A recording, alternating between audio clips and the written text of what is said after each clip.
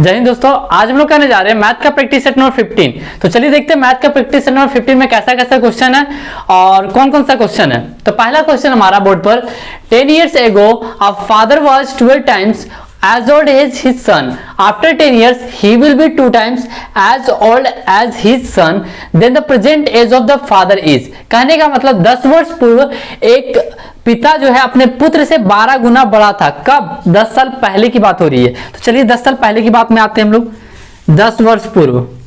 देखिए एज का क्वेश्चन बहुत इजी होता है, लेकिन समझने में लोग क्या गलती करते हैं, जहां 2 टाइम्स 3 टाइम्स लगा देता है। तो कभी क्या लोग करते हैं, जैसे फादर उसका सन 2 टाइम्स बढ़ रहा है तो फादर को 2 टाइम्स बढ़ा देते हैं, तो कभी फादर बढ़ रहे हैं तो सन को बढ़ा देते हैं। इस टाइप से क्या करते हैं, वहां पर आप लोग को थोड़ा सा झमेला होगा और थोड़ा झंझट होगा। तो इसलिए उस लाइन को अच्छा से समझिएगा कि कब क्या करना हमको।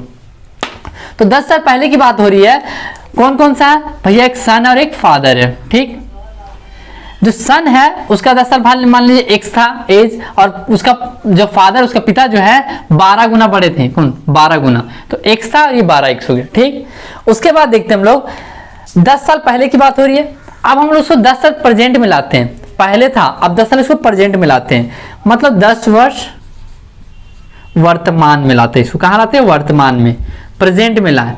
तो इसमें भी 10 साल जोड़ दिए और इसमें भी आपका 10 साल जोड़ दिए।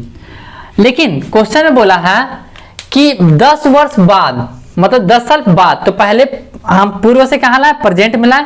अब प्रेजेंट से कहां ले जाएंगे? 10 साल बाद ले जाएंगे। ध्यान से क्वेश्चन को एकदम अच्छे से समझिएगा, क्योंकि बहुत धीरे धीरे समझा रहा हूं और अच्छे से समझा रहा हूं, वरना आता बोर्ड पर मैं और तुरंत बनाता और आंसर लिख देता।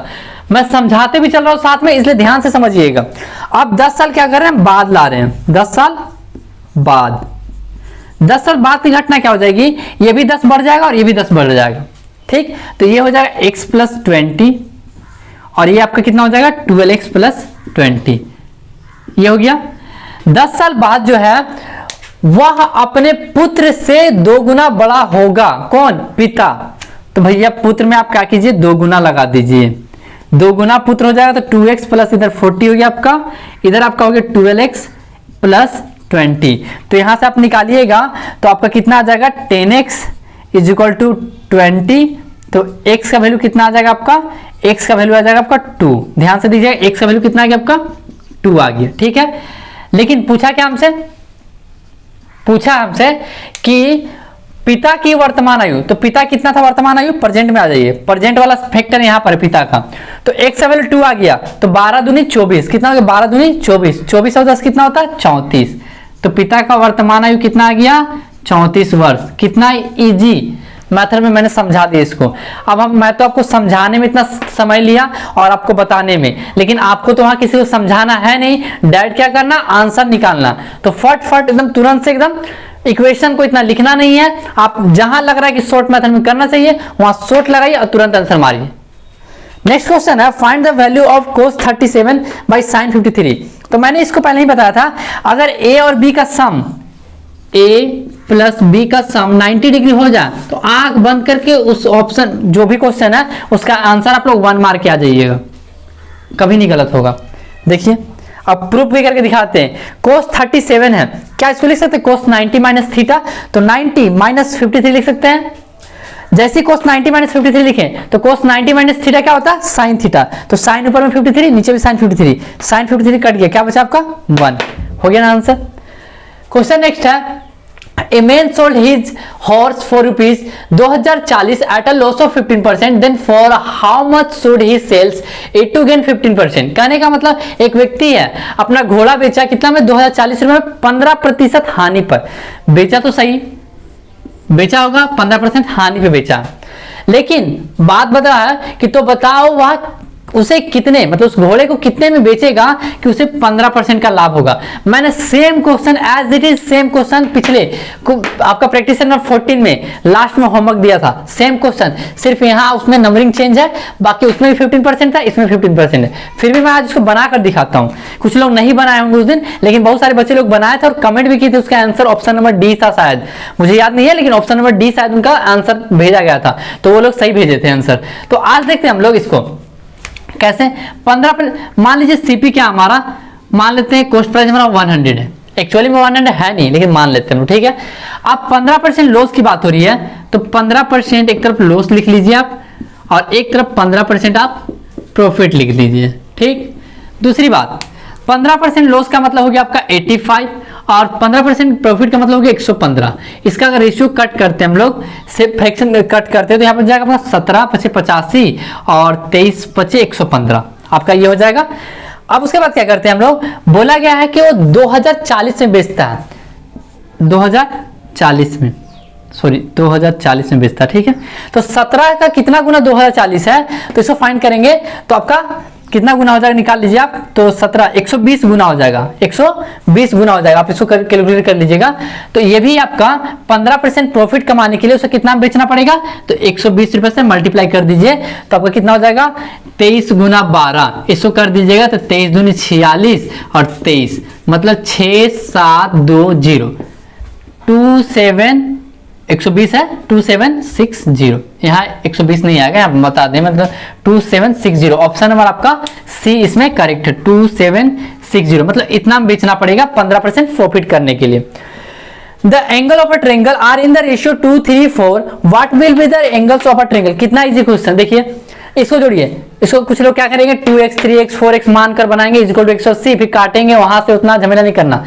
4 3 7 7 2 9 9 आ गया ना आपका, 180 को 9 से डिवाइड लगाइए, कितना आ जाएगा 20। आप कुछ नहीं करना, 20 दूनी 40, 20 3 60 और 20 के 80। कितना इजी था, अरे हलवा था हलवा, और हलवा बना दिया मैंने, सिर्फ आपको खाना है। अब देख लीजिए 20 आपका क्या आएगा, 20 दूनी 40, 20 3 60 और 20 के 80, ऑप्शन नंबर सी। ऐसे ऐसे क्वेश्चन फाड़ के रख दोगे आप एग्जाम में, एकदम फाड़ के एकदम लिख लो। चलिए तो नेक्स्ट क्वेश्चन हमारा क्वेश्चन नंबर 5 क्या बोलता है, बोलता है ये ए तथा बी एक काम को 12 दिन में कर सकते हैं, बी अकेला उस काम को 36 दिन में कर सकता है, तो ए उसी काम को करेगा। तो इसको कैसे करेंगे, पहला बात बोला गया हमसे ए और बी दोनों मिलकर 12 दिन में करते हैं, और बी अकेला, बी थोड़ा बहादुर होगा, बहादुर नहीं है तभी तो 36 दिन लगा रहा है, 36 दिन में काम करता है, ठीक है। अब हमको पता नहीं कि काम था कितना, तो काम निकालने के लिए क्या करेंगे, इन दोनों का फर्स्ट ऑफ ऑल आप एलसीएम ले लीजिए, तो एलसीएम कितना आएगा आपका 36 आएगा। तो यहां कीजिएगा तो 12 ए प्लस बी एक दिन में कितना काम करेंगे 3 काम, और बी एक दिन में कितना काम करेगा 1 काम। तो हमसे पूछा क्या गया है कि ए उसी काम को करेगा, जो ए है ए कितना दिन में उस काम को करेगा। तो हमको पता चल गया क्या चीज, यहाँ पर आपको दिख रहा होगा कि ए प्लस बी मिलकर 3 दिन ले रहा है, ठीक है, और बी अकेला 1 दिन ले रहा, बी अकेला 1 दिन, तो ए कितना ले रहा होगा 2 दिन ले रहा होगा, ये 2 दिन 1 दिन काम, और टोटल काम है 36। तो ए 1 दिन में 2 काम करता है, तो 36 काम करने के लिए कितना दिन लेगा 18 दिन, कितना दिन लेगा 18 दिन। ऑप्शन नंबर आपका बी करेक्ट है, ऑप्शन नंबर बी आपका करेक्ट है। क्वेश्चन नंबर आपका 6 है, इफ x प्लस वाई बटा x minus y is equal to 3, then the value of x बटा y।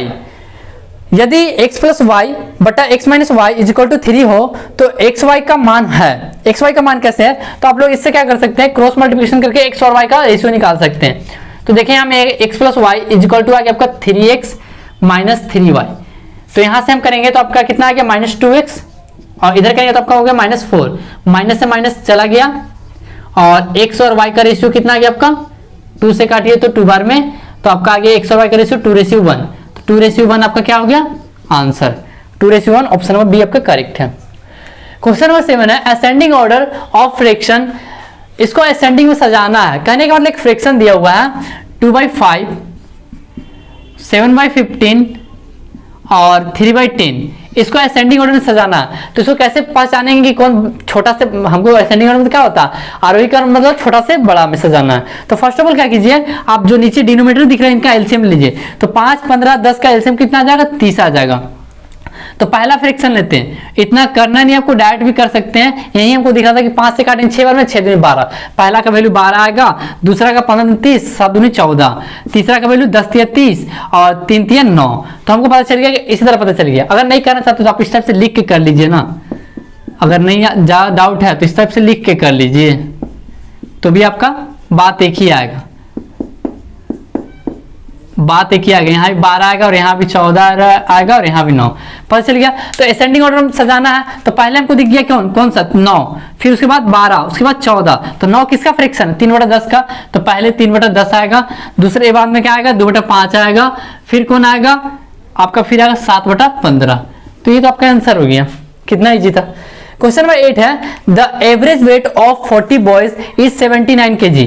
40 लड़कों का औसत वेट कितना, औसत वजन कितना है, 40 लड़के हैं उसका औसत वजन कितना है 79। इसका ऑप्शन मैंने नहीं लिखा है तो घबराने की बात नहीं, मैं डायरेक्ट आंसर बताता हूँ।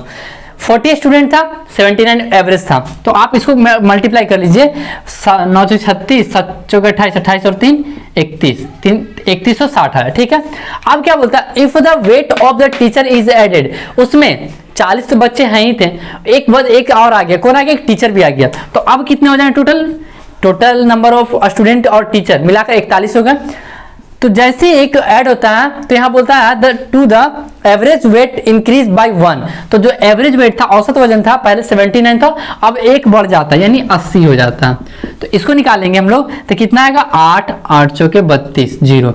तो बोलता है हमसे क्या चाहिए कि फाइंड कीजिए, find the weight of the teacher, जो लास्ट में टीचर को ऐड किया गया था उनका औसत मतलब उनका वजन कितना है। तो आप कुछ नहीं कीजिए, इसमें सब्ट्रैक्ट कर दीजिए, 32 80 में 3280 में आप 3160 को कर दीजिए, तो आपका 0 2 और यहाँ 1 मतलब 120 टीचर का वजन कितना था 120 kg, 120 kg आपका आंसर होगा। देख रहे कितना टीचर भारी है, 120 किलो का। चलिए क्वेश्चन नंबर 9 है simple interest becomes ₹9,648 on a sum of money at 12% per annum in 9 years, how much in this amount. 9 वर्षों में 12% वार्षिक दर से एक राशि पर 9,648 का साधारण ब्याज बन जाता है, यह राशि कितनी है। तो हमको प्रिंसिपल फाइंड करना है, कहने का मतलब मूलधन कितना था। तो एसआई का फॉर्मूला आप लोगों को पता होगा, P × R × T/100। तो आपका एसआई दिया हो कितना 9,648, प्रिंसिपल आपको फाइंड करना, रेट कितना है 12%, टाइम कितना ले रहा है आपका 9 साल और यहाँ 100। तो आप इसको सॉल्व कर दीजिए, P = 9648 × 100 बट्टा 12 × 9।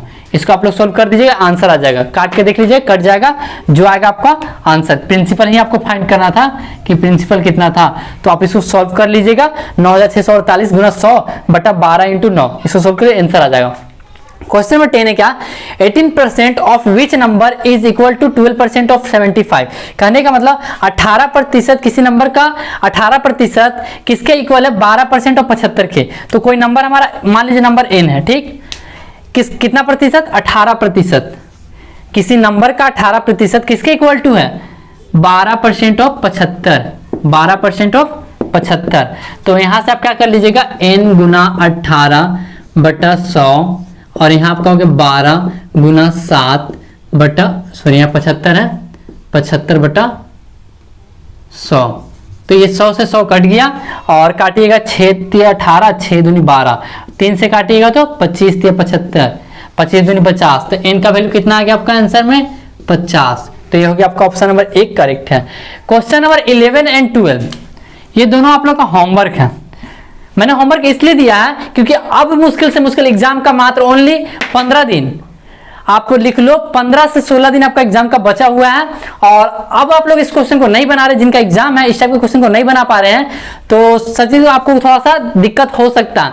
इसलिए मैंने अभी तक जितना भी सेट करवा दिया है, आप लोग से रिक्वेस्ट है कि जाकर अभी तक जो पूरे सेट नहीं देखे हैं जाकर पीछे, अभी सेट नंबर 15 है, पीछे 14 सेट है, 14 का 14 सेट फिर से देखें और क्वेश्चन को प्रैक्टिस करते जाएं। क्योंकि मैंने सारा का सारा जिस दिन मैंने इंपॉर्टेंट टॉपिक लिखवाया था सबका सब हर एक आपको एक सेट में मिल ही जाएगा, कोई ना कोई सेट में मिल ही जाएगा। तो इस क्वेश्चन को आप लोग 11 और क्वेश्चन नंबर 12 इसका आंसर आप लोग कमेंट कीजिएगा जरूर। जिनको सभी को बोल रहे हैं जिनका एग्जाम है और जो अगले बार के लिए एग्जाम का तैयारी करे वो भी दोनों बनाकर इसका आंसर जरूर सेंड करें। और जिनसे नहीं बने वो कमेंट भी कर दे कि भैया इसको बता दीजिएगा, मैं बता दूंगा। तो चलिए मिलते हैं नेक्स्ट वीडियो।